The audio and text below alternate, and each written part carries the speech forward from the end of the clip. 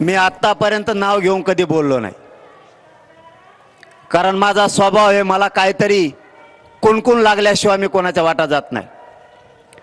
पण यापुढं आमचे संतोष भैया तर आता गेलेतच, पण यापुढं जर त्यांचे कुटुंबीय आणि धनंजय भाऊ देशमुख आणि त्यांच्या कुटुंबियाला जर धक्का लागला तर धनंजय मुंडेला रस्त्याने सुद्धा फिरून देणार नाही.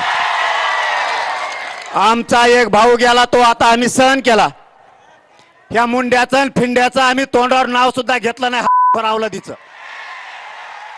पण जर देशमुख कुटुंबियांना जर यापुढे त्रास झाला तर एकाला सुद्धा रस्त्यानं फिरू देणार नाही.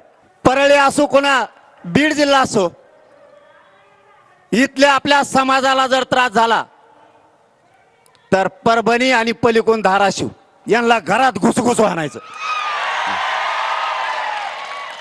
हा काळ 200-250 वर्षापूर्वीचा नाही आणि मला वाटतंय अशी चेतावणीखोर वक्तव्य जर जरांगे करत असतील तर या महाराष्ट्राच्या मुख्यमंत्र्यांना, गृहमंत्र्यांना माझी विनंती आहे की अशा माणसांचा तात्काळ बंदोबस्त करावा, नाहीतर जातीय तेढ निर्माण होईल, सामाजिक सुरक्षा धोक्यात येईल आणि दोन समाजामध्ये तेढ निर्माण होऊन या महाराष्ट्रामध्ये अराजक निर्माण होईल. आणि जरांगे घुसायची भाषा आम्हाला सांगायची नाही. तुमच्यात जर दम असेल ना, कधी कुठं केव्हा ते सांगा.